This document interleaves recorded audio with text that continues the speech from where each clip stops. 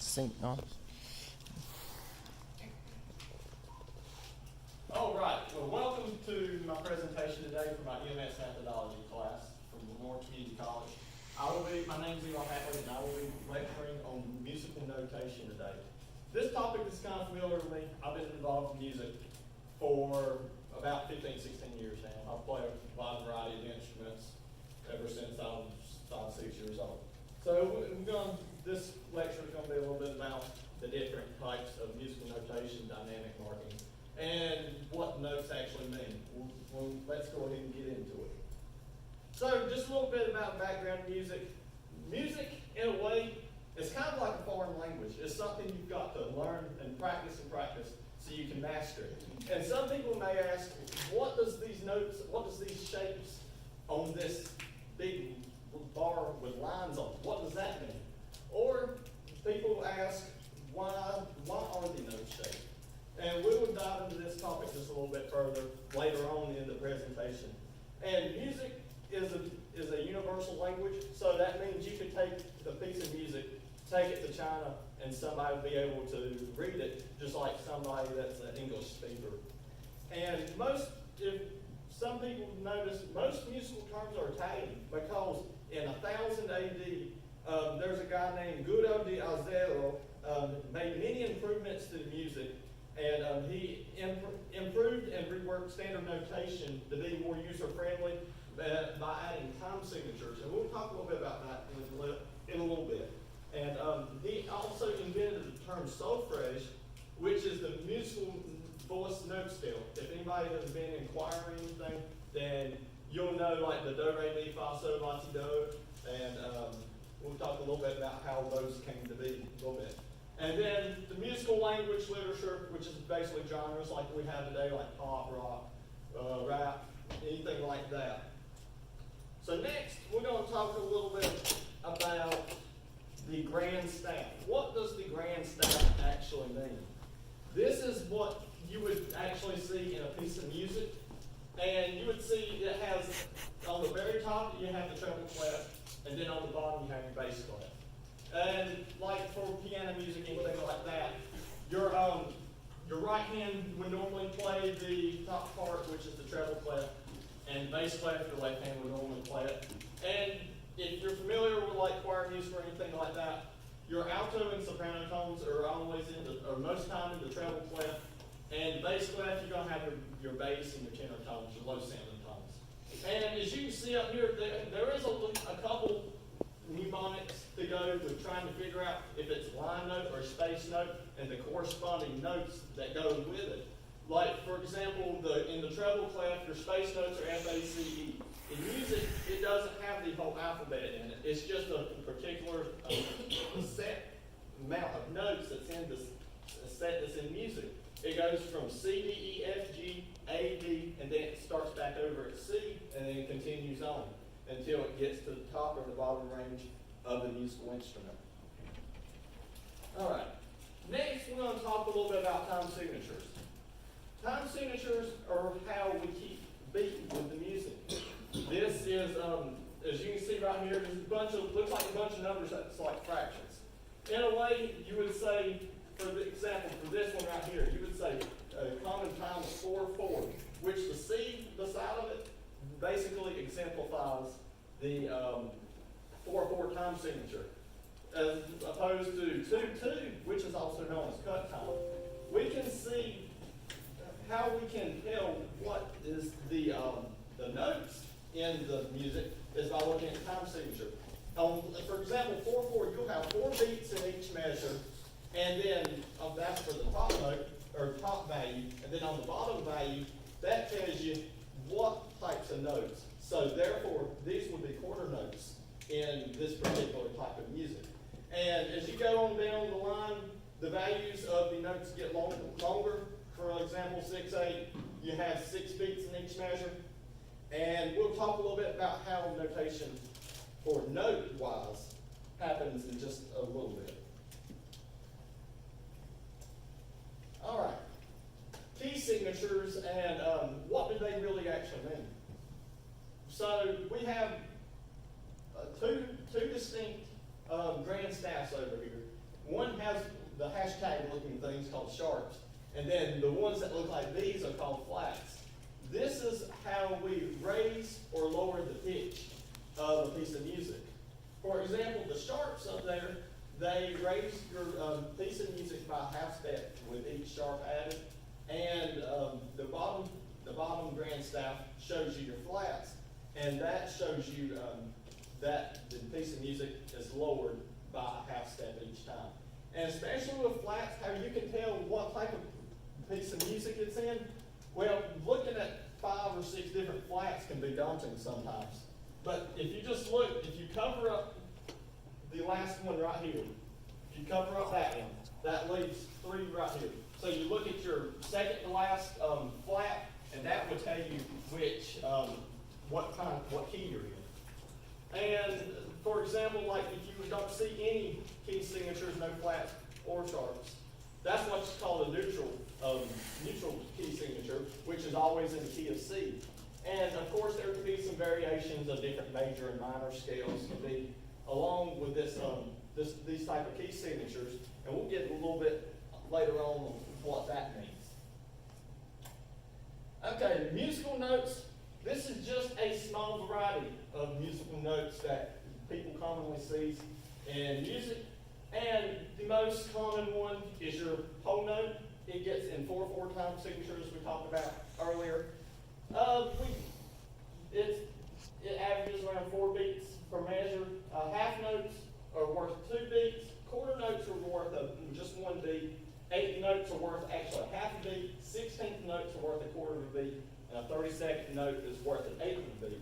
Now somebody may ask, well, why don't 8 notes get 1/8 of a beat? Well, if you put them all in order and you put them and you have them all in 1 bar measure, then the 8th notes there are 8th notes in 1 4/4 time signature. So you have 4 beats, and that is how you get the 8th notes. All right, next we're going to talk about shape notes. What does shape notes really mean? Because that just looks just like a bunch of shapes. Well, this is like I was talking earlier about Guzio de Arezzo. He developed this theory, and he made this notation so choir members can have to find the pitch of the music without actually have any like a tuning fork or anything like that. So it's just the way you use your mouth when you sound out these syllables like do, re, mi. That is how you're able to get the pitch of these different notes right here. And as you can see right here where this little cursor is at, we haven't talked about it yet, but that is a fermata. That means you hold the note out for as long as, there's not really a time limit on how long you hold it out. You just hold it out till the composer or whoever thinks that's good enough. So they just, and then that's when you follow in and continue on with the piece of music. And then of course your dotted 8th notes, we haven't talked about that either. That's basically just adding about a half beat onto the quarter note. And of course there's all your 8th notes. And then right here at the very end of this measure, that's what we call a tie. A tie adds note values together, therefore making it a longer value. For example, this right here, they could have made a dotted half note, which is 3 beats. But this one composer wanted to make it a little bit more complex and add a tie to it. So, and also you'll see in pieces of music where you'll go from one part to another part like that. So just follow with the cursor. That's called a slur. That's where in like brass musical instruments or anything like that, they have what they call tonguing, and you do not want to have any breaks in between these notes, because the breaks signifies you taking a breath of air or something like that, and therefore it's going to be a little bit choppy. So next we'll be talking about dynamic markings. What makes the piece of music kind of like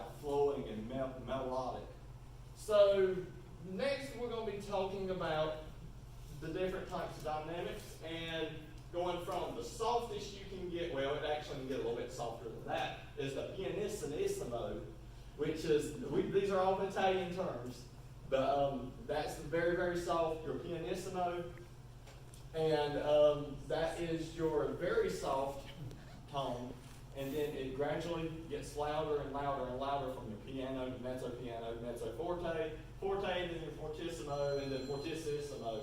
And these are determining how loud or how soft you want a piece of music.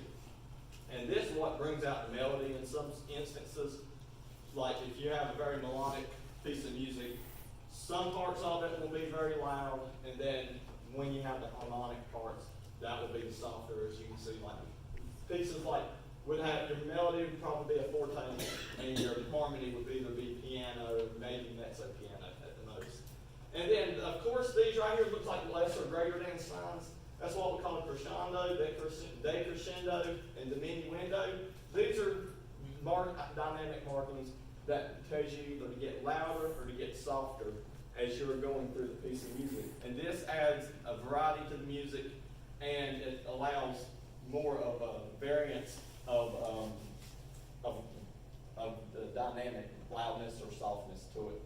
And this one at the bottom, I haven't really seen that one too much. It's called messe di voix. All it really means is it becomes louder and then it gets softer toward the end of the phrase or the different type of bars that it is. So next, we're going to be talking about rest. These are very vital in determining a piece of music because we've got to have some time to either take a break or have a pause in music where it is beneficial for the composer. So next, we're going to talk about different types of rest. The whole rest is in 4/4 time signature is 4 beats long, which is also equal to a whole note. A half note rest is basically the 2 beats, and it's also equal to a half note 4/4 times. A quarter note up there, a quarter rest is basically equal to the same thing as a quarter note. Half rest, or eighth note rest, same as a half a beat, same as a quarter or an eighth note. 16th rest is the same as a 16th note, and so on.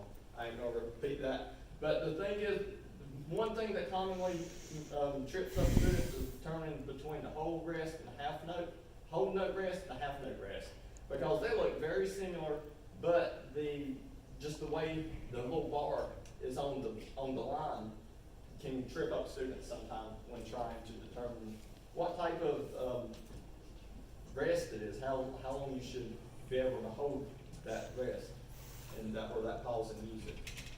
And then next we're going to be talking about how fast should this music be played. Music can be played, as you know, in a variety of different tempos.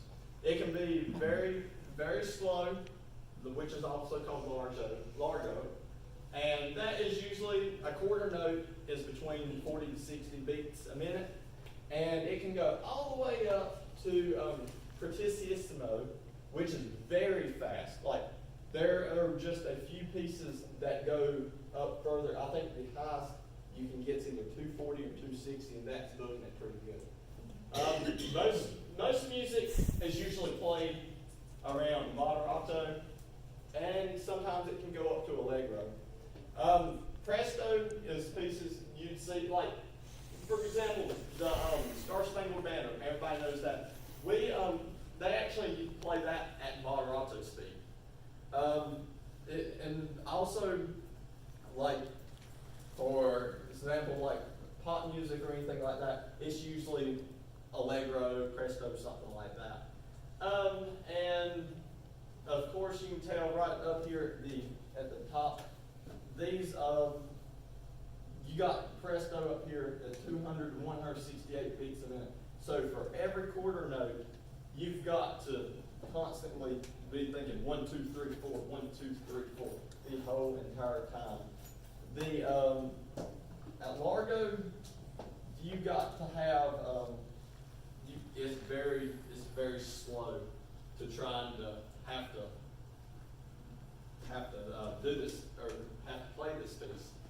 And larghetto, that's one that's not really common too much. But mostly all the other those are what's in the piece of music. Okay, does anybody have any questions for me about anything in music? Yes? What instruments do you play? What instruments? Well, I've been playing the piano for about 15 years now. I play the French horn, I play the bagpipes, I'm learning how to play the banjo.